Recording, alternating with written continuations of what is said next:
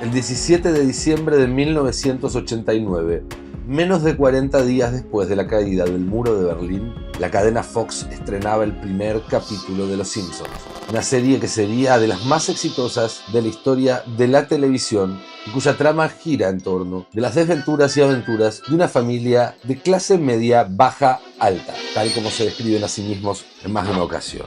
Ya del primer episodio está claro que los Simpsons no llevan una vida holgada. En aquel capítulo inaugural, cuando Bart se hace a escondidas un tatuaje, la familia tiene que usar el dinero ahorrado de los regalos navideños para poder borrarlo. Homero esperaba un bono en el trabajo que le permitiera salir del paso, pero su jefe decidió que ese año no lo iba a pagar. Finalmente tuvo que tomar un empleo disfrazado de Santa Claus en el shopping local para juntar el dinero, y eso tampoco le resultó tan sencillo. Sin embargo, y más allá de las vicisitudes, la realidad de la familia Simpson no suena tan apremiante vista desde hoy. Con un empleo no calificado y sin título universitario, Homero es el único sostén de un hogar de 5, con 2 mascotas. Son dueños de una casa de buen tamaño sobre la apacible avenida Siempre Viva y pueden mantener 2 autos. Tienen cobertura médica, Marge puede quedarse en casa para dedicarse al trabajo doméstico y al final del día todavía quedan unos mangos para pagar una cuenta abultada de cerveza en el bar de Moe. Durante un capítulo estrenado en 1996 se ve con claridad el sueldo de Homero en su cheque de pago. Son $479.60 por una semana, lo que equivale a unos $25.000 al año. Ajustado por la inflación a 2025, estamos hablando del equivalente a un salario de unos $50.000 en la actualidad. Suma que hoy no alcanzaría para mantener el nivel de vida de la familia Simpson en ninguna ciudad de los Estados Unidos. Y no se trata solamente del salario. Hoy Homero tendría peores prestaciones sociales y un seguro de salud mucho más limitado. El costo de la atención médica se triplicó para las personas en Estados Unidos durante el último cuarto de siglo. La lucha de la clase media para subsistir aparece retratada muchas veces en la serie. Uno de los episodios clásicos gira en torno a la eliminación del plan dental en el seguro médico de Homero. Como Lisa necesita ortodoncia y su sueldo no puede pagarla, Homero debe conducir a sus compañeros sindicalizados a una huelga. La tasa de sindicalización se redujo en casi una tercera parte desde que Homero pudo doblegar al señor Burns y conseguir que el seguro le cubra los frenos de Lisa respecto al día de hoy. Hoy esa medida de fuerza hubiera sido más débil y seguramente no habría logrado su cometido. Marge debería tener un empleo y seguramente Homero en sus horas libres pasaría más tiempo en su auto haciendo de Uber que en el bar de Moe. Hoy la casa tendría una hipoteca encima o quizás los Simpsons deberían haberse mudado a un departamento más pequeño, en un barrio menos lindo de Springfield. Y lo mismo le habría pasado a todos o a casi todos los vecinos de esa ciudad, con la segura excepción del señor Burns. La brecha entre los ciudadanos comunes y el sector más acaudalado de la sociedad se volvió un abismo en las últimas décadas.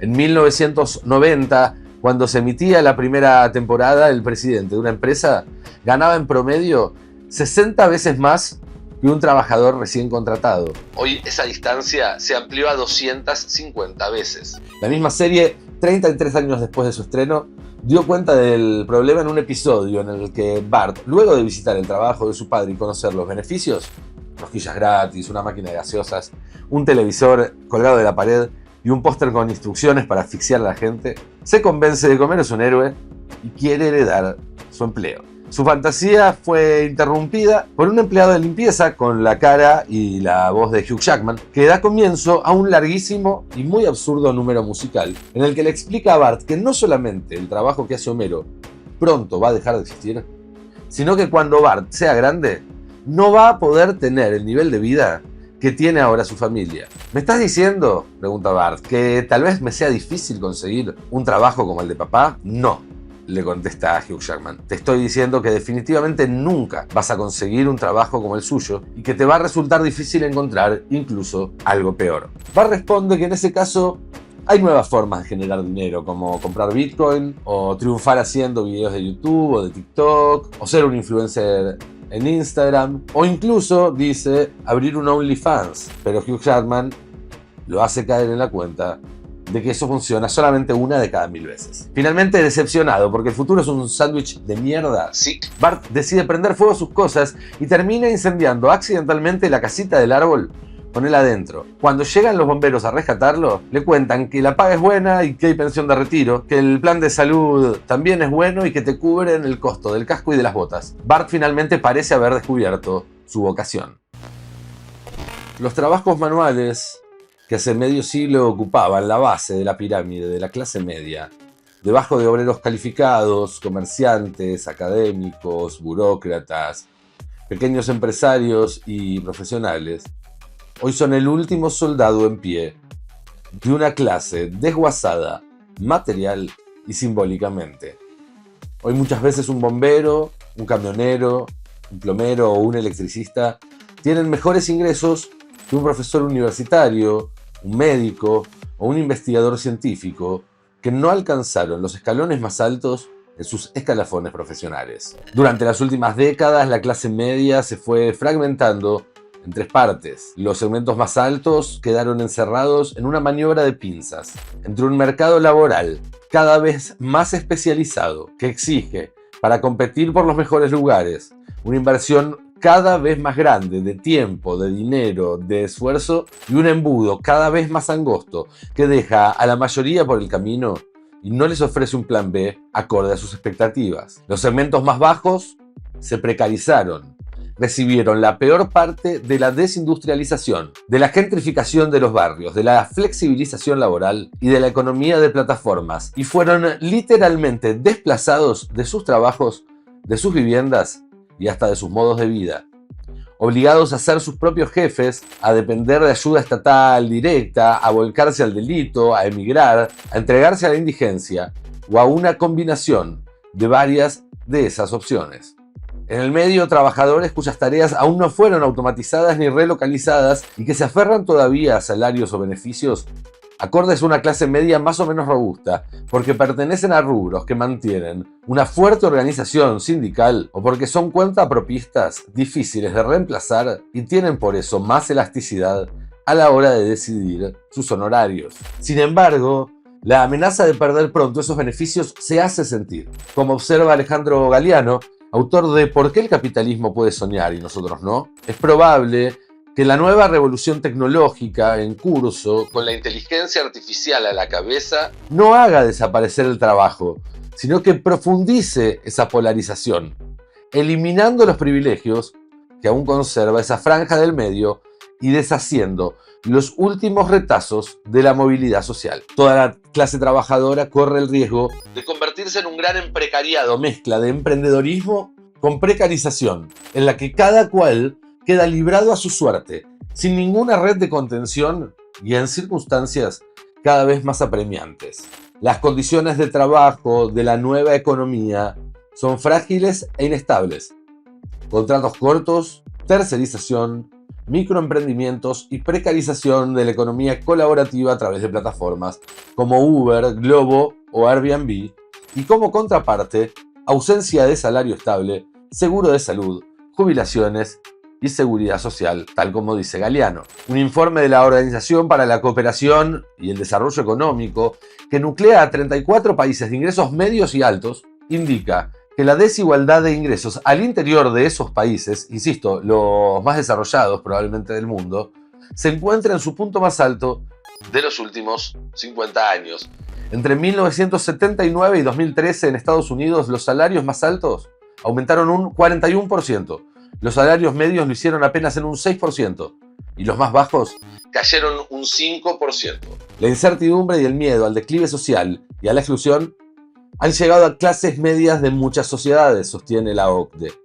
Galiano describe el resultado de ese proceso como un cuadrilátero de envidias y resquemores entre los distintos sectores que antes componían la clase media y que ahora se miran con recelo, esperan lo peor para el otro y votan en consecuencia. No es solamente por la diferencia en los ingresos, aunque eso sin duda influye, o por una frustración a partir de las expectativas no satisfechas proyectadas en el otro, que también existe. Pero hay algo más profundo, y es la disolución de lo que había en común entre todos los habitantes de esa amplia clase media. Hubo un tiempo en el que los trabajadores, los cuentapropistas y los pequeños empresarios, junto a sus familias, compartían espacios. El club, la peña, la sala de espera en la guardia del hospital, la vereda donde jugaban los niños. Maestras y ferroviarios, arquitectos y choferes, carniceros y enfermeras, comerciantes y empleados del juzgado local, el dueño de un taller y el médico del barrio. Todos hacían sus compras en los mismos lugares, mientras sus hijos correteaban en las mismas veredas y en las mismas plazas, e iban a las mismas escuelas. Existían diferencias, por supuesto. De hecho, la segunda mitad del siglo XX, en particular los 30 años que siguieron a la Segunda Guerra Mundial, donde más fuerte se hizo la clase media, también fue una época de enormes conflictos, en algunos casos extremadamente violentos, que giraban en torno a esa desigualdad económica, tanto dentro de los países como entre distintos países. Pero es cierto también que existía cierta homogeneidad, o en su defecto, la idea de que tal cosa era deseable. Había entonces algo en común a toda esa amplia clase media, que se apreciaba y que por lo tanto una mayoría siempre estaba dispuesta a poder preservar. Y un solo sistema político les daba las herramientas para preservarlo: la democracia. La idea de que la clase media es una pieza importante a la hora de pensar en una democracia robusta, es decir, en un sistema en el que el pueblo se gobierne de forma virtuosa a sí mismo, viene de tan lejos como de Aristóteles, que hace ya 2300 años nos advertía que es evidente que la asociación política es sobre todo la mejor cuando la forman ciudadanos de regular fortuna. Los estados bien administrados son aquellos en que la clase media es más numerosa y más poderosa que las otras dos reunidas, o por lo menos que cada una de ellas separadamente. Inclinándose a uno y otro lado, restablece el equilibrio e impide que se forme ninguna preponderancia excesiva, escribió el filósofo ateniense en su Política. Más acá en el tiempo, a comienzos del siglo XIX, el francés Alexis de Tocqueville viajó a Estados Unidos para evaluar el sistema penitenciario, pero a su regreso escribió un tratado clásico sobre la democracia en América. Allí señaló dos características de la sociedad americana distintivas respecto a los europeos que facilitaron la implementación de un sistema democrático. Por un lado, la abundancia de tierras permitía que todos tuvieran una parcela donde vivir. En Norteamérica no hay proletarios. Cada individuo, al tener un bien que defender, reconoce el principio del derecho de propiedad, explica Tocqueville. En el mundo político sucede lo mismo. En Norteamérica, el hombre de pueblo ha concebido una alta idea de los derechos políticos porque tiene derechos políticos. No ataca a los de los demás para que no se violen los suyos. Por otro lado, la ausencia de una aristocracia nobiliaria permitía una mayor movilidad social. La fortuna estaba virtualmente al alcance de cualquiera, siempre y cuando fuera varón y de tez blanca, por supuesto. Aquí las clases se confunden, las barreras levantadas entre los hombres se abaten, se divide el dominio, el poder es compartido. El Estado social entonces se vuelve democrático y el imperio de la democracia se afirma, en fin, pacíficamente, tanto en las instituciones como en las conciencias, escribió Tocqueville. Como señala el economista Branko Milanovic, no se trata de una virtud moral especial encarnada en la clase media, sino que las personas de clase media favorecen la democracia porque tienen interés en limitar el poder tanto de los ricos como de los pobres. Buscan evitar que los ricos gobiernen sobre ellos y que los pobres les confisquen sus propiedades. Los sectores medios, además, son los principales beneficiarios del estado de bienestar y por lo tanto sus garantes. Para Milanovic, los numerosos ataques al Estado benefactor, incluyendo los recortes a los servicios de salud nacionales, los recortes a la educación pública, el aumento de las tarifas, una edad de retiro más alta, un mercado laboral flexible, en realidad son ataques a la clase media. Es verdad que los pobres, por medio de los beneficios de desempleo y la asistencia social, obtienen mucho del Estado benefactor. Sin embargo, las clases medias obtienen todavía más, mediante servicios de salud o de educación gratuitos o subvencionados, pensiones y más que cualquier otra cosa a través de la presencia de una red de protección que pueda atraparlas si en algún momento cayeran en un estrato inferior en la vida.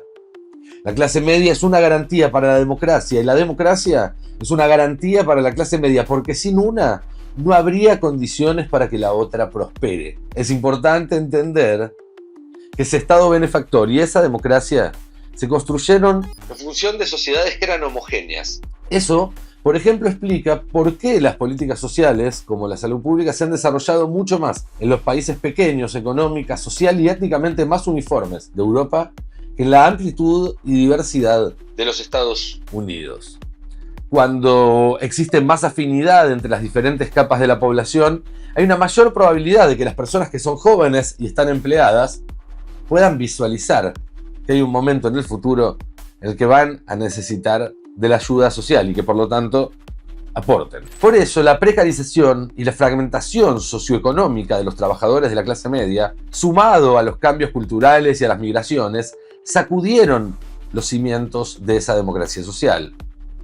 Simultáneamente, la clase media en Occidente se volvió menos numerosa y más pobre. En Estados Unidos, 1 de cada 5 hogares que eran de clase media en 1979 cayeron en la pobreza para comienzos de esta década. Para Milanovic, el resultado de la caída tanto en el tamaño como en el ingreso relativo de la clase media es una aguda disminución de su poder económico, y eso significa que los bienes y servicios que consume esta clase tienen mucha menos importancia para los productores. De la misma forma podemos decir que la voluntad de la clase media tiene mucho menos peso para los políticos a la hora de tomar decisiones. Y como consecuencia, el eje de la economía se aleja de los bienes de consumo masivo para concentrarse en los segmentos más altos, al mismo tiempo que el gasto gubernamental se desplaza de educación, salud, espacios públicos e infraestructura, preocupaciones comunes de los sectores medios, a otras que son más propias de las clases altas, como la seguridad y la segmentación urbana. Así la clase media no solamente es menos numerosa, más pobre y se encuentra más fragmentada, los que quedan, además, se sienten más alienados respecto a la política y por lo tanto se retiran de los espacios de deliberación y toma de decisiones, dejándolos vacíos. ¿Cuándo se empezó a ir todo al carajo? Para encontrar el punto de quiebre debemos remontarnos a la segunda mitad de la década del 70. Los años de oro de la posguerra ya habían desaparecido en el espejo retrovisor y la fuerza revolucionaria del 68 había quedado ahogada por un baldazo de realidad. El orden financiero parido en Bretton Woods voló por los aires cuando dejó de servirle a los Estados Unidos. Las consecuencias de esa suerte de default global impactaron directamente en la economía de la clase trabajadora de los países donde había alcanzado, en las décadas anteriores, una prosperidad inédita. Fueron años de alta inflación, desempleo y violencia. Para buscar una referencia en la cultura popular hay que pensar en la San Francisco de Dirty Harry o en la New York de Taxi Driver o de The Warriors. Estados Unidos volvía derrotado de Vietnam con un costo altísimo. Hacia adentro, la eclosión violenta de 2 siglos de racismo de Estado, las heridas recientes de magnicidios, escándalos de corrupción y cazas de bruja maceraron el caldo de cultivo. En Europa fueron los rebotes del proceso de descolonización y la violencia política que vino con ello. En América Latina fue la década en la que el neoliberalismo se inscribió en la historia con sangre. Pero está claro que algo estaba pasando en Occidente. Una grieta en los cimientos de esa democracia social que había brindado a unos 1.000 millones de personas, un cuarto de la población mundial en ese momento, niveles simultáneos de bienestar, estabilidad, perspectiva de progreso y soberanía personal nunca vistos en la historia. Habían sido 30 años a partir del final de la Segunda Guerra Mundial en los que se conjugaron 2 factores extraordinarios. Por un lado, un aumento muy importante en la productividad, fruto de los avances tecnológicos y organizativos en un marco de economías fuertemente coordinadas por el Estado desde el centro, algo que se heredó de la organización durante la Segunda Guerra Mundial. Por el otro lado, un reclamo generalizado de retribución por parte de las sociedades que cargaron con los sacrificios y el esfuerzo bélico, sostenido por un sistema de partidos políticos y de sindicatos fuertes y dispuestos a luchar por ello. En ese contexto, el fantasma del comunismo y la pérdida del poder relativo de las élites europeas, cuyo capital había sido destruido por la guerra, terminaron de configurar las condiciones para un nuevo esquema económico, basado principalmente en un sistema fiscal muy progresivo y en el poder multiplicador del consumo masivo. Ese régimen permitió, durante 3 décadas, un crecimiento económico formidable cuyos frutos no alimentaban solamente las arcas de los dueños del capital, sino que se volcaban también a mejorar la calidad de vida de los trabajadores. El politólogo Adam Przeworski describió con claridad este esquema virtuoso. Los trabajadores industriales estaban organizados en sindicatos protegidos por el Estado y con casi pleno empleo contaban con un poder monopólico sobre los mercados de trabajo. Pero como sabían que las demandas de aumento de salario excesivas llevarían a las empresas a invertir menos, los sindicatos ejercían un control salarial moderando sus exigencias. A su vez, las políticas del gobierno estaban sujetas a restricciones similares. La imposición excesiva de impuestos reduciría la inversión y por ende el consumo futuro. Por su parte, enfrentadas a demandas salariales y fiscales moderadas, las empresas no solo invertían, sino que además aceptaban la convivencia con sindicatos y con la democracia. Como resultado de todo esto surgió un compromiso de clase democrático, en forma natural. Los gobiernos gestionaron ese compromiso regulando los mercados, brindando servicios sociales y ofreciendo incentivos a la inversión y a la innovación. Bajo esa premisa, en el plazo de 3 décadas, la productividad económica se duplicó en paralelo al poder adquisitivo de los salarios. Entre 1945 y 1975 en Estados Unidos, la productividad aumentó un 97%, mientras que los sueldos subían un 91%.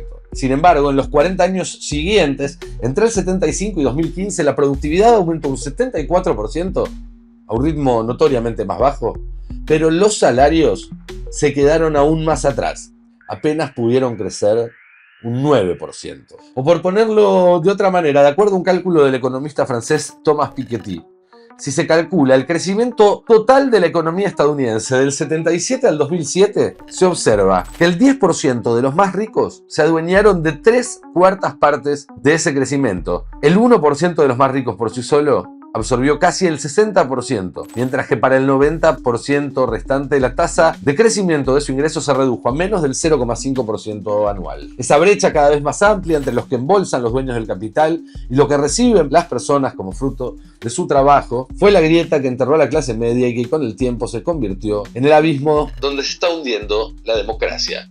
La ruptura de ese compromiso de clase fue una tarea premeditada y concienzudamente ejecutada desde el mismo corazón de la bestia por dos líderes que cambiaron la historia: Ronald Reagan en Estados Unidos y sobre todo en Gran Bretaña, Margaret Thatcher.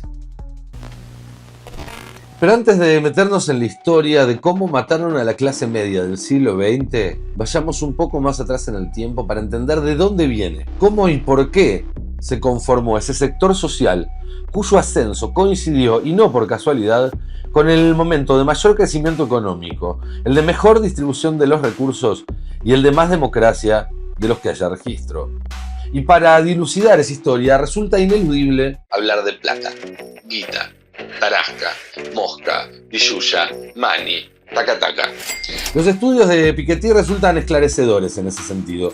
Hasta comienzos del siglo XVIII, los ingresos fiscales de las grandes potencias europeas no superaban el 1 o 2% de la renta nacional, es decir, de todos los ingresos acumulados en un país durante un año. Esa recaudación estaba destinada principalmente a sostener el gasto militar. Los estados nacionales apenas cobraban como impuestos lo mínimo y necesario. El primer gran salto se da entre 1700 y 1850, cuando la recaudación se multiplica hasta alcanzar el 6 u 8% de la renta. No es casualidad, por ejemplo, que las protestas en las colonias norteamericanas que culminaron en la Guerra de la Independencia de Estados Unidos comenzaran a mediados del siglo XVIII por el aumento en la presión impositiva que exigía la corona. La suba del gasto en ese periodo se explica sobre todo por una mayor competencia entre las potencias europeas, tanto en el continente como en los mares y en sus territorios coloniales, y también por el establecimiento de una burocracia incipiente, germen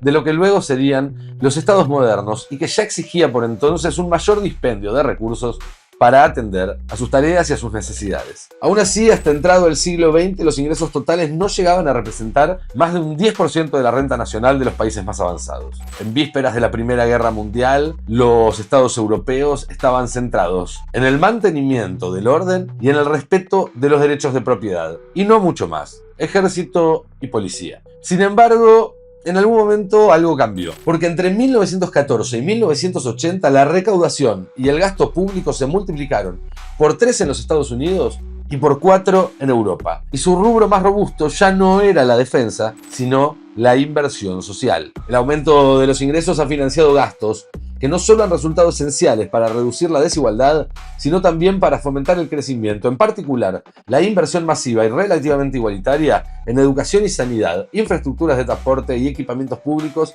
así como rentas de sustitución esenciales para hacer frente al envejecimiento, para estabilizar la economía y la sociedad en caso de recesión, explica Piketty. Es importante detenernos acá. La clase media existió cuando hubo un Estado que decidió invertir dinero, y no poco dinero, en garantizar cierto nivel de vida para los trabajadores. Los motivos para hacerlo fueron variados. Ya hablamos de la necesidad de pagar de alguna forma el sacrificio que hizo la población durante las dos guerras mundiales, sobre todo en Europa. A los millones que fueron al frente de batalla se les debía asegurar la manutención de su familia mientras ellos estuvieran ausentes y un futuro si volvían, especialmente cuando quedaban inhabilitados para seguir trabajando por la edad o por las heridas. También mencionamos el peso del socialismo, que desde la Unión Soviética proyectaba una amenaza disciplinadora sobre el capital en Europa y en el resto del mundo. Y las luchas obreras y las luchas ciudadanas, que en cada país fueron las que permitieron finalmente que se concrete cada avance y cada derecho.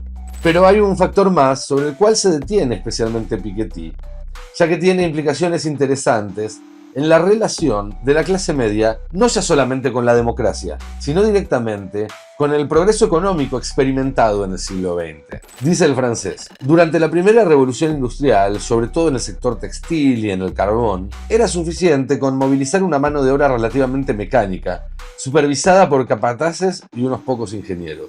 En la segunda revolución industrial se hizo imprescindible que una proporción cada vez mayor de la mano de obra pudiera dominar procesos de fabricación que requerían un mínimo de conocimientos técnicos y numéricos, consultar los manuales de los equipos, etc. La inversión pública en educación se multiplicó por 10 durante el siglo XX. Y no fue a causa de un estatismo ideológico y anticapitalista, sino más bien por todo lo contrario. Era exactamente esa inversión lo que necesitaba el capital para gatillar un ciclo de crecimiento extraordinario como no tuvo en ningún otro momento de la historia. Y una vez que el Estado invirtió de esa forma en los recursos humanos de una nación y que las empresas consiguieron operarios que pudieron adaptarse a sus procesos complejos, apareció la necesidad de cuidar a esa mano de obra calificada y por lo tanto más difícil de reemplazar. De allí también la mejora de los salarios, de allí también el desarrollo del sistema de salud pública para hacer que esa mano de obra dure más, la infraestructura para darles vivienda en proximidad de sus lugares de trabajo o transporte para llevarlos y traerlos todos los días. La clase media es el engranaje clave de un sistema que convierte gasto público en productividad del capital. El nombre de ese mecanismo, del que todas las partes se ven beneficiadas, es estado de bienestar. Y el combustible que permite que esa máquina funcione es el dinero. ¿Dinero de quién? Bueno, como diría el juglar, that is the question. De acuerdo a Piketty, hasta principios del siglo XX, casi todos los sistemas fiscales del mundo eran claramente regresivos, en el sentido de que se basaban sobre todo en impuestos sobre el consumo e indirectos que imponían una carga proporcionalmente mayor a los más pobres que a los más ricos. A medida que los estados tuvieron que absorber nuevas responsabilidades militares para solventar el esfuerzo de dos guerras, para estar al día con los avances tecnológicos, etc., nuevas necesidades sociales para hacer lugar a las demandas populares y nuevas necesidades económicas para enfrentar crisis como el crack del 29 y la Gran Depresión, se encontraron con que había una y solo una forma de financiarlas, cobrándole muchos impuestos a los que tienen mucha plata. En 1913 en Estados Unidos se establece por primera vez el impuesto federal a las ganancias, con una tasa marginal máxima del 7%. 5 años más tarde, al terminar la Primera Guerra Mundial, esa tasa se había multiplicado 11 veces hasta el 77%. En 1944, al terminar la Segunda Guerra Mundial, era del 94%. 94%, la tasa máxima del impuesto a las ganancias. En palabras de Piketty, la progresividad fiscal efectiva fue una realidad generalizada e indiscutible en este periodo, que tuvo varias consecuencias sobre la reducción de las desigualdades y la disminución de la concentración de la renta y de las propiedades en la cúspide de la sociedad, pero también sobre el contrato social en su conjunto y la aceptación colectiva de una mayor presión fiscal y una mayor socialización de la riqueza. Esto sucede porque la progresividad fiscal no solo redujo la desigualdad después de impuestos, sino, lo que es más importante, también antes de los impuestos. ¿Cómo funciona eso? Bueno, cuando se imponen tasas tan altas, se desincentiva la acumulación de grandes fortunas y sobre todo se transforma la dinámica de las negociaciones salariales.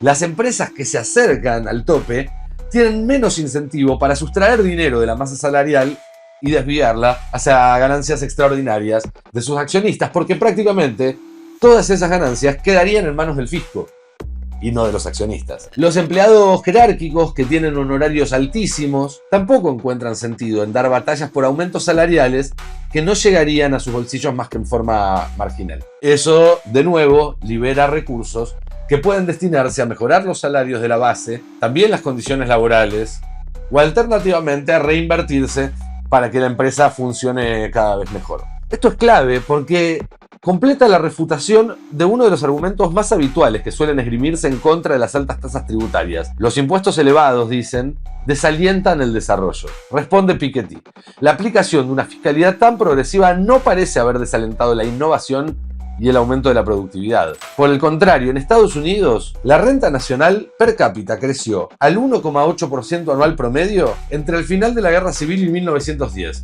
sin que hubiera impuesto a la renta ni a las ganancias. En las décadas siguientes a la implementación de ese impuesto, la renta per cápita creció aún más rápido, 2,1% anual. Y a partir de 1950, con una tasa máxima del 72% promedio, la renta per cápita creció al 2,2% anual. Las reformas neoliberales redujeron en los 80s esa tasa máxima a la mitad, con el objetivo supuesto de impulsar el crecimiento económico. Sorpresa, el crecimiento de la renta per cápita también se redujo a la mitad y fue solo del 1,1% anual promedio entre 1990 y 2020. Pero tuvieron otro efecto más sutil e igualmente pernicioso. Hasta la década del 80, trabajadores, cuentapropistas, profesionales independientes, comerciantes y pequeños empresarios pagaban sus impuestos sabiendo que no solamente recibían a cambio servicios de calidad, sino que los más ricos pagaban proporcionalmente más que ellos, lo que redundaba en mejores servicios, mejores salarios y una mejor vida en general. Y lo consideraban justo. Medio siglo más tarde, en cambio, los servicios están privatizados, los salarios son más bajos y los más ricos no solamente no pagan proporcionalmente más, sino que en muchos casos los atajos contables, los vacíos legales, cuando no, las normas explícitamente en favor del capital, permiten que las empresas más grandes y las personas más acaudaladas del planeta paguen cantidades cercanas o iguales a cero. Y esto supone un gran riesgo para la estabilidad política de la fiscalidad y para la legitimidad del sistema de solidaridad social en su conjunto, advierte Piketty. En cambio, la regulación de la riqueza a partir de tasas máximas cuasi confiscatorias que obligan a las grandes empresas a reinvertir sus ganancias en innovación, en mejores sueldos o en más empleo, y la inversión pública apalancada en esos impuestos a los más ricos, organizada desde el Estado en función del bien común y volcada en la sociedad a través del gasto público, resultaron más eficientes para el capitalismo en sus propios términos que las reglas del mercado. Y esto es importante porque sucede que cuando se reparte la plata se reparte necesariamente también el poder. Y el empoderamiento inédito de una franja muy amplia de la sociedad, que obtuvo un estatus político que les había estado vedado durante toda la historia, fue menos ruidoso y menos violento que otras revoluciones. Pero los cambios que introdujo no fueron menos profundos ni menos significativos. Por primera vez a esta escala, el Estado escapa al control exclusivo de las clases dominantes. Es la consagración del sufragio universal, de la democracia parlamentaria y representativa, del proceso electoral y de la alternancia política, todo impulsado por una prensa independiente y por el movimiento sindical, destaca Piketty. El francés advierte rápidamente sobre el potencial subvertivo del estado de bienestar, que demostró que no solo es posible salir del poder censitario, es decir, del poder de las grandes fortunas del pasado transmitidas en familia de generación en generación, sino también del capitalismo y de la mercantilización generalizada. Vastos sectores de la economía, empezando por la educación y la sanidad y en gran medida también el transporte y la energía, se han organizado exitosamente al margen de la lógica de mercado, con diversos sistemas de empleo público, estructuras mutualistas o sin ánimos de lucro, subvenciones o inversiones financiadas con impuestos.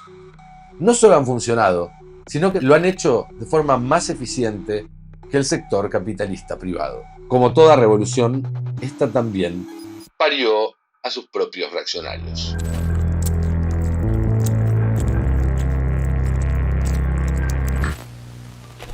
Estamos entonces en los últimos años de la década del 70. A la violencia, el desempleo y la inflación se sumaba en Estados Unidos e Inglaterra, ganadores de la Segunda Guerra Mundial, una sensación de estancamiento exagerada hasta el vértigo por la rápida recuperación de los perdedores.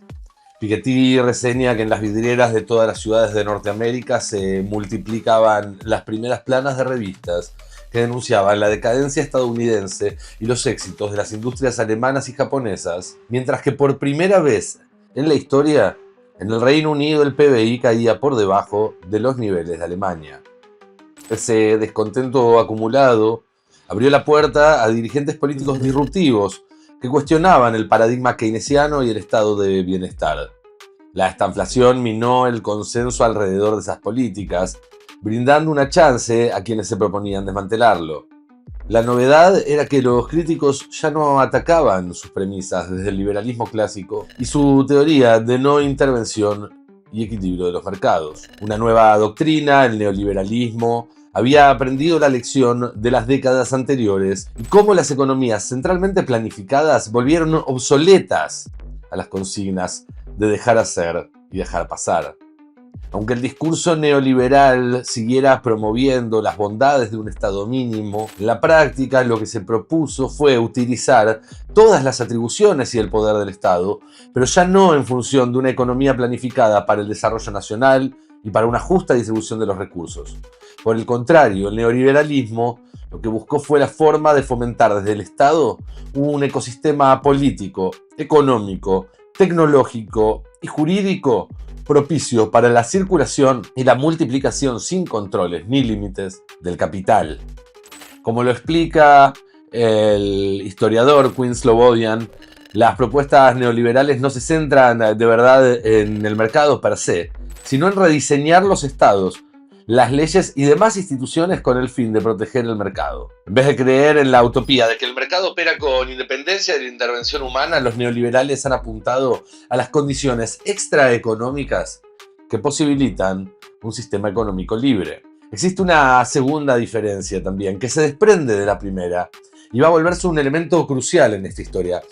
Es que mientras que el liberalismo tradicional ocupaba el lugar del opuesto antitético al estado de bienestar, al intervencionismo, el neoliberalismo se presentaba y actuaba como una superación inevitable de ese paradigma. Eso permitió que se llevara a cabo con éxito una estratagema que define desde entonces al discurso neoliberal: proyectarse a sí mismo en el lugar no de una ideología, sino de una no ideología, tomando en ese acto por asalto el sentido común y sembrando las semillas de un cambio que va mucho más allá de simples reformas económicas. Margaret Thatcher inmortalizó su frase "no hay alternativa", que refleja esa maniobra. La pronunció por primera vez el 21 de mayo de 1980. Muchas veces dijo: nos olvidamos de que durante los últimos años hubo un aumento considerable en los estándares de vida. Lo que producimos, en cambio, va creciendo más lentamente. Tenemos que balancear nuestra producción con nuestras ganancias. No ganaré popularidad fácil con lo que estoy proponiendo, pero es fundamentalmente lo correcto. De todas formas, creo que la gente aceptará que no hay una alternativa real. En esa retórica, el problema del estado de bienestar no es que era malo, sino que era demasiado bueno. Había crecido demasiado y por eso se había corrompido, se había atrofiado y había acostumbrado a la gente a vivir por encima de sus posibilidades, lo que terminó poniendo un freno a la economía, según la explicación de Thatcher. De ahí a la obligación de asumir los sacrificios personales y colectivos que implicaba desmontar el estado de bienestar como condición para poner nuevamente en marcha el motor de la actividad. Thatcher asumió con el objetivo explícito de desarticular el extensivo sistema de seguridad social desde la cuna hasta la tumba, que se había implantado en 1942 como recompensa y sostén de la población británica durante la guerra y que luego se convirtió en una verdadera política de Estado durante casi medio siglo, en el que alternaron más gobiernos conservadores que laboristas.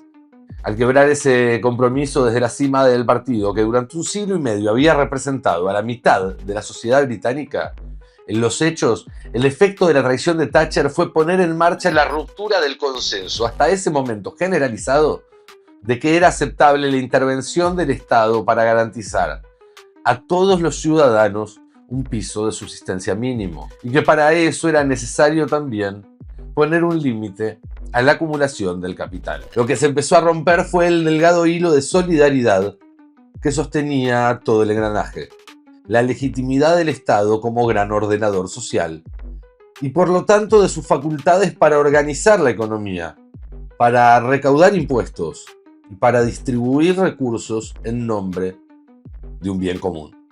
Para Thatcher no existía tal bien común. Hay otra frase suya que se convirtió en una columna de la racionalidad neoliberal. No hay tal cosa como la sociedad, dijo. Solo hay hombres y mujeres individuales y hay familias. Esa idea está extraída de una extensa entrevista que la primer ministra dio en los primeros meses de su tercer y último mandato. Resulta esclarecedor volver sobre ella en el contexto de ese diálogo. El periodista le pregunta a Thatcher si no cree que el libre mercado y la competencia traen consigo un aumento de la codicia. Y Thatcher responde: no tiene nada que ver con la codicia. La mayoría trabajamos para que nuestros hijos tengan una vida mejor. La mayoría trabajamos para que, si la abuela necesita ayuda, tengamos algo en el bolsillo listo para ayudarla o para darle un capricho que de otra manera no tendría. Ahora bien, no podrían haberlo logrado a menos que hubieran trabajado duro y por un salario más alto, y sí, por dinero. No hay nada de malo en hacerlo. Ese es el gran motor, la fuerza motriz de la vida. No hay nada malo en tener mucho más dinero. No hay nada malo en querer más. Luego el entrevistador le remarca que el retroceso del Estado implica un deterioro para la calidad de vida de mucha gente. Y ella contesta: ¿qué hay de malo en el deterioro? Creo que hemos pasado por una época en la que a demasiados niños y personas se les ha hecho entender: tengo un problema, es responsabilidad del gobierno solucionarlo, o tengo un problema, buscaré una subvención para solucionarlo. No tengo hogar, el gobierno debe darme un techo. Y así le echan sus problemas a la sociedad. ¿Y quién es la sociedad? No existe tal cosa. Hay hombres y mujeres individuales y hay familias, y ningún gobierno puede hacer nada excepto a través de la gente, y la gente debe cuidarse a sí misma primero. Es nuestro deber cuidarnos a nosotros mismos. Una tercera definición de la Dama de Hierro completa su evangelio, que resume cabalmente el desafío existencial al estado de bienestar que representaba este enfoque. Lo que me ha irritado de toda la dirección política en los últimos 30 años es que siempre ha estado orientada hacia la sociedad colectivista. La gente ha olvidado la sociedad personal. Y se pregunta: ¿acaso yo cuento? ¿Yo importo? La respuesta corta es sí. Y por lo tanto, no es que me propusiera implementar ciertas medidas económicas, es que realmente me propuse cambiar ese enfoque, y cambiar la economía es el medio para cambiar ese enfoque. Si cambias el enfoque, realmente lo que buscas es el corazón y el alma de la nación. La economía es el método, el objetivo es cambiar el corazón y el alma. 2 años después de Thatcher, del otro lado del Atlántico, llegó a la Casa Blanca Ronald Reagan, que ejecutó su propia versión de la reacción neoliberal. Al igual que ella, asumió denunciando una crisis de valores que obligaba a tomar medidas de emergencia y hacer reformas estructurales, lo que en Londres llamaban Thatcherism, en Washington le decían Reaganomics, medidas justificadas por la economía pero diseñadas para facilitar un cambio de paradigma mucho más profundo. Con las particularidades de cada caso, los dos enarbolaban el mismo guión y apuntaban al mismo objetivo: liberar al capital de las cadenas que les había puesto el estado de bienestar. Para eso utilizaron un libreto casi calcado. En primer lugar, aplicaron una transición de un esquema fiscal progresivo a uno regresivo, orientado principalmente a la multiplicación del capital y no a su asignación eficiente o justa. Como ya vimos, se disminuyeron las tasas máximas, lo que desincentivó los topes salariales y la reinversión. Eso disparó a su vez un proceso de concentración de la riqueza que desde entonces no hizo más que espiralizarse. La concentración incrementó el poder económico de las élites, que a su vez utilizaron ese poder para seguir acumulando porciones cada vez mayores del producto. Otro pilar de la estrategia neoliberal que aplicaron Thatcher y Reagan, y sin el cual todo lo demás hubiera sido imposible o insostenible, fue el combate frontal contra el trabajo organizado. El activismo sindical fue identificado como la amenaza singular más importante para el orden neoliberal, a la que se le declaró la guerra. Con esa excusa montaron una ofensiva desde varios flancos destinada a reconfigurar definitivamente las relaciones entre los trabajadores y el capital, obviamente en favor de este último. Impulsaron la deslocalización de sus industrias, pasaron el foco a la economía de servicios, que es más heterogénea, más dispersa y está organizada en unidades más pequeñas que la industria. Y como bien se destaca Milanovic, estos rasgos hicieron que la organización de los trabajadores sea más difícil o menos relevante. Las medidas monetarias contractivas adoptadas para poder reducir la inflación también dañaron el poder adquisitivo de los salarios y causaron la pérdida de miles de puestos de trabajo. Eso a su vez debilitó las arcas de los sindicatos. Ambos, Thatcher y Reagan, usaron todas las herramientas legales que tenían a disposición y crearon otras nuevas. En el caso de Estados Unidos, Reagan reflotó una ley de 1947 que permitía endurecer las medidas contra los sindicatos, prohibir las huelgas generales y los piquetes masivos, entre otras disposiciones. En Gran Bretaña, donde la ley vigente era más benévola con los trabajadores, Thatcher impulsó varias reformas que restringieron el derecho a huelga, establecieron sanciones económicas para los gremios que tomaran medidas de fuerza no autorizadas, permitieron a las empresas demandar a los sindicatos por los daños causados en la protesta, facilitaron despidos y bloquearon el financiamiento de campañas políticas por parte del movimiento de trabajadores. El 3 de agosto de 1981, los controladores aéreos de Estados Unidos declararon una guerra nacional en reclamo por mejores salarios y menos horas de trabajo, entre otras demandas. 13.000 operarios dejaron sus puestos de trabajo, frenando el 70% del tráfico aéreo en el país. Esa tarde, por cadena nacional, Reagan declaró ilegal el paro, dijo que los huelguistas eran un peligro para la seguridad nacional y proclamó un ultimátum. Aquellos que en 48 horas no retomaran sus tareas perderían su trabajo. Cuando se cumplió el plazo, apenas 1 millar de trabajadores habían desistido de la protesta. El resto, más de 12.000, fueron despedidos. Reagan pudo restablecer rápidamente el tráfico aéreo reemplazando a los huelguistas con otros trabajadores, como aquellos que desistieron de la huelga y otros que nunca se habían adherido. También con personal jerárquico y con miembros de las Fuerzas Armadas. El costo del operativo excedió largamente lo que hubiera costado atender a las demandas originales de los huelguistas, pero la intención no era ahorrar dinero. La intención era aplastar la protesta para dar un mensaje. Efectivamente, el poder sindical en Estados Unidos nunca se recuperó después de ese golpe. En 1979, por ejemplo, hubo más de 230 paros. En 1984 fueron solo 54.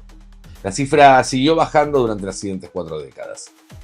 En Inglaterra, Thatcher apostó a otra estrategia, paso a paso, menos precipitada. Tenía motivos para ser cuidadosa porque el último primer ministro conservador, antes que ella, Edward Heath, había caído a causa de una huelga general del sector minero en 1974. Un grupo de funcionarios de aquel gobierno, encabezados por el diputado Nicholas Ridley, fundó el grupo Celson, un think tank con perfil neoliberal que serviría de semillero años más tarde de ideas y personal para el gobierno de Thatcher. A ellos les corresponde la autoría del llamado Informe Ridley, un plan detallado para el siguiente gobierno conservador. Ese plan incluía una serie de reformas bajo la excusa de un control del gasto público. Desregulaban, fragmentaban, desnacionalizaban y privatizaban los monopolios del Estado. El documento público tenía un anexo secreto que apuntaba a lidiar con un movimiento obrero que tiene a la nación, decían, agarrada de la yugular. El informe delineaba una estrategia meticulosa que tenía como objetivo no solo ganar una guerra contra los sindicatos, sino provocarla en el momento y en el contexto adecuado para poder ganarla. Este manual de instrucciones indicaba, por ejemplo, para el comienzo del mandato, que se debía provocar una batalla en una industria no vulnerable en la que el gobierno pudiera ganar, como los trenes, las automotrices, el servicio civil o el acero, porque una victoria en un terreno elegido por el gobierno podría ser disuasoria y evitar un ataque en un terreno más vulnerable. Efectivamente, el 2 de enero de 1980, cuando Thatcher llevaba menos de 10 meses en el gobierno, la intransigencia patronal pública en una negociación salarial arrojó a 100.000 trabajadores del acero a una huelga. La medida duró casi 4 meses sin obtener concesiones. Finalmente los sindicatos tuvieron que aceptar las condiciones ofrecidas y volver a trabajar por mucho menos de lo que reclamaban. El plan Ridley dejaba por escrito también que el punto más vulnerable del sistema eran las minas de carbón que habían acabado con el gobierno de Heath. Para hacer frente a un conflicto En ese campo, el informe recomendaba operar siempre con el mayor stock posible de carbón, particularmente en las estaciones generadoras, hacer planes de contingencia para importar carbón en corto plazo y mantener algunos puertos abiertos con ese fin, también arreglar con las compañías de transporte para reclutar por adelantado a un grupo de camioneros que pueda transportar el carbón incluso durante una huelga, e instalar sistemas duales que operen con carbón y con petróleo en todas las estaciones generadoras. Para Ridley, el principal disuasor de cualquier huelga es cortar los suministros de dinero a los huelguistas y hacer que los sindicatos los financien. Y por otra parte, resulta vital obtener triunfos significativos contra la violencia piquetera, para lo cual es necesario conformar una escuadra grande y móvil de policía equipada y preparada para hacer cumplir la ley en caso de protestas violentas. Con una combinación de esas medidas, el gobierno debería poder mantener el esfuerzo lo suficiente hasta que la estrategia de fragmentación de largo plazo comience a hacer efecto, decía Ridley. Durante 4 años Thatcher fue siguiendo al pie de la letra las indicaciones. Introdujo nuevas leyes antisindicales, formó cuerpos de la policía específicamente entrenados para reprimir las protestas. Las empresas estatales que explotaban las minas de carbón agotaron los esfuerzos para acumular reservas, al punto que el sindicato terminó por aprobar una prohibición de hacer horas extras porque sospechaba que ese sobrestock se estaba acumulando para romper una futura huelga. Se instalaron sistemas duales de carbón y petróleo en todas las centrales termoeléctricas y se firmaron opciones de importación con mineras de otros países para suplir los faltantes. En marzo del 84 los preparativos para la guerra estaban listos. Eran los comienzos del invierno, cuando se estaba más lejos del siguiente pico de demanda, y ahí Thatcher decidió mover sus piezas. En los primeros días de marzo se anunció el cierre de 20 minas, una de cada 10 de las que estaban activas por entonces. La medida dejaba sin trabajo a más de 20.000 mineros. La respuesta, por supuesto, fue un paro general y un pliego de condiciones por parte de los trabajadores que fue rechazado de cuajo por Thatcher. La huelga fue declarada ilegal y con ese argumento se intervinieron las cuentas bancarias del sindicato. La policía reprimió salvajemente los piquetes. Hubo más de 10.000 mineros detenidos. 4.000 de ellos fueron condenados. 3 fallecieron, víctimas de la violencia policial, y los heridos se contaron de a centenares. Las medidas tomadas por indicación del informe Ridley permitieron que las centrales eléctricas pudieran funcionar sin interrupciones. La huelga pudo mantenerse por un año, pero el 3 de marzo de 1985 se levantó sin concesiones. La suerte estaba echada. El movimiento obrero en Occidente ya no volvería a ser el mismo. Occidente ya no volvería a ser lo mismo. Thatcher y Reagan sabían que la desarticulación del poder colectivo de los trabajadores por los medios que fueran necesarios era una condición indispensable para imponer, pero sobre todo para sostener en el tiempo los cambios que tenían en mente. El neoliberalismo, allí donde se aplicó, comenzó siempre con un ataque descalificador al sindicalismo. No es casual que la Argentina de Videla y el Chile de Pinochet, laboratorios de las políticas económicas que después impulsaron Thatcher y Reagan, hayan puesto a sindicalistas, delegados gremiales y trabajadores activistas en el centro de sus estrategias represivas y del terrorismo de Estado. Milanovic cree que las nuevas políticas que iniciaron Thatcher y Reagan a principios de la década del 80 no estaban tan motivadas por el descontento con el desempeño del Estado benefactor, como decían, sino por el proceso de globalización inherente a la revolución informática. Si el disgusto con el Estado benefactor abotagado hubiera sido la razón para reducir los impuestos a los altos ingresos y para gravar con una tasa menor los ingresos por capital que los ingresos laborales, un retroceso previo a la Revolución Francesa, entonces el tamaño del Estado se habría reducido y el proceso finalmente se habría detenido cuando el gobierno fuera lo suficientemente pequeño. Sin embargo, no ocurrió ninguna de las dos cosas, observa el economista. En cambio, las reformas neoliberales fueron el proceso de adaptación del capitalismo a las oportunidades y necesidades que presentaba el avance tecnológico, más precisamente la incipiente economía financiera global, interconectada y computarizada. La revolución de las telecomunicaciones hizo que se esfumaran las fronteras para el capital se volvió posible, sencillo y barato, transmitir sumas inmensas de un punto a otro del planeta, eludiendo controles e impuestos de los países donde se produjo esa riqueza. El neoliberalismo vino a darle esa nueva realidad un marco institucional, no para controlar al capital, sino justamente para liberarlo de cualquier atadura. En palabras de Piketty, se estableció un sistema jurídico en el que los agentes económicos han adquirido un derecho casi sagrado a enriquecerse utilizando las infraestructuras públicas y las instituciones sociales de un país y a trasladar luego sus activos a otra jurisdicción, de un plumazo o con el clic de un ratón, sin que se haya previsto el seguimiento de dicha riqueza en cuestión y su imposición justo y en coherencia con el resto del sistema fiscal. Eso convirtió al planeta en una gigantesca competencia entre países, estados y ciudades para ofrecer condiciones ventajosas al capital, impuestos más bajos y menos preguntas. En consecuencia, grabar y controlar las grandes fortunas se volvió cada vez más difícil. Sin embargo, no fue la movilidad instantánea global la única ni la más importante oportunidad que la tecnología informática le brindó al capital. Las computadoras funcionando 24/7 en una red descentralizada y fuera de cualquier capacidad humana de supervisión, se convirtieron en el ecosistema ideal para que el capital, a través de una serie arcana e infinita de operaciones, algoritmos, ecuaciones, deudas y apuestas, pudiera multiplicarse a sí mismo en la forma de burbujas que brindan ganancias extraordinarias, es decir, más capital, antes de estallar, dejando crisis de magnitud proporcional.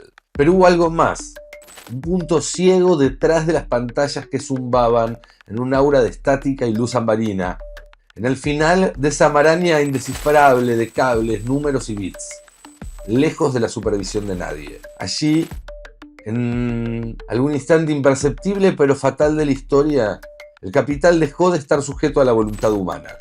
Como la magia y el aprendiz de brujo, como la rebelión de las máquinas tantas veces imaginada y que hoy parece más cercana que nunca, como el fuego que se sale de control en la casa del árbol. La herramienta comenzó a actuar con su propia dinámica y se volvió incontrolable, contra la mano de su propio amo. Existe una ley fundamental de la cibernética que establece que para controlar un sistema de cierta complejidad se necesita otro sistema al menos tan complejo como el que debe controlarse. Es decir, que nada más simple puede controlar algo más complejo que sí mismo. La privatización de los servicios de telecomunicaciones, que hasta los 80 funcionaban en Gran Bretaña como monopolios estatales, tuvo un rol clave. Al desmantelarlos, fraccionarlos en unidades más pequeñas y finalmente someterlos a las reglas del mercado, Thatcher no solo le entregó esa herramienta al capital, sino que permitió la conformación de un sistema complejo e infinitamente más difícil de controlar. Esa es la tesis del historiador Jacob Ward. El poder computacional, que en las décadas anteriores y bajo la conducción política del Estado había sido un insumo en el planeamiento del futuro, en manos del sistema financiero comenzó a usarse para predecirlo, a través de simulaciones complejas que le daban a escenarios especulativos sumamente lucrativos una pátina de legitimidad. Esta faceta se volvió tan dominante que las computadoras, además de simular el mercado, pronto llegaron a simbolizarlo. El acceso al futuro a través de esas predicciones computarizadas hizo a su vez que las empresas ya no fueran valuadas por lo que producen, algo inequívoco, constante y sonante, sino por la perspectiva de lo que pueden llegar a producir, algo mucho más incierto. Esos mecanismos computarizados funcionaron además como la perfecta caja negra para ordenar un sistema cada vez más saturado de información. Una caja negra en términos informáticos es un sistema del que se sabe lo que entra y lo que sale, pero no podemos conocer cabalmente qué sucede en el medio. El economista Dan Davis sostiene que uno de los sentidos del neoliberalismo fue lidiar con ese problema de exceso de información propio del área informática y volverlo manejable. Y que la forma en la que lo hizo básicamente consistió en una inmensa caja negra que descartaba brutalmente todo lo que no sean rendimientos financieros y numeritos en verde y en rojo moviéndose en una pantalla. Nos han inculcado mucho que todos trabajamos para el accionista, dice Davis. Incluso existe la doctrina de que todos tienen el deber de maximizar el valor para el accionista, lo cual es interesante porque es pura ideología. Simplemente no es cierto. Eso no es lo que significa el deber de un gerente. No existe necesariamente el deber de maximizar nada. El premio Nobel de Economía Herbert Simon solía escribir que las ganancias no son el objetivo de la empresa, sino una de sus limitaciones. La empresa tiene cosas que hacer y la única razón por la que le importan las ganancias es que debe ofrecer a sus inversores una rentabilidad razonable, pero nunca desviar todos sus esfuerzos a maximizarla. Así que la revolución neoliberal, fue excelente para algunos gestores porque les permitió pensar en muchas menos cosas. Solo tenían que pensar, si la cifra sube, el precio de las acciones sube, entonces me va bien. Lo cual resolvió un enorme problema al intentar gestionar una economía compleja en un mundo increíblemente complejo, concluye Davis. Los resultados de la revolución o reacción neoliberal fueron rápidos y contundentes. Para 1990 en Gran Bretaña había más personas que entre sus ahorros contaban con títulos de la Bolsa de Londres que personas afiliadas a sindicatos. A partir de allí todo se profundizó. Entre 1988 y 2008, en lo que Milanovic llama el periodo de alta globalización, cuando el mundo funcionó bajo las premisas que promovieron Thatcher y Reagan, el 44% de las ganancias absolutas fueron a manos del 5% de la gente más rica del planeta. Y un 20% lo recibió el 1% más rico. Las políticas a favor de los supermillonarios, la guerra a los sindicatos, los recortes de impuestos y la capacidad del capital de eludir sus obligaciones coincidió en el tiempo con el inmenso aumento de la fuerza de trabajo disponible a partir del ingreso de Asia, principalmente China, y del bloque soviético al mercado laboral global. El resultado fue un debilitamiento pronunciado de la fuerza de los trabajadores para negociar ya no solamente sus condiciones de trabajo, sino los debates políticos de fondo. En palabras del filósofo italiano Bifo Berardi, el Estado-nación, que en la segunda mitad del siglo pasado fue el garante del bienestar social y el encargado de distribuir recursos, ha cambiado de naturaleza para convertirse en el ejecutor de la gobernanza financiera.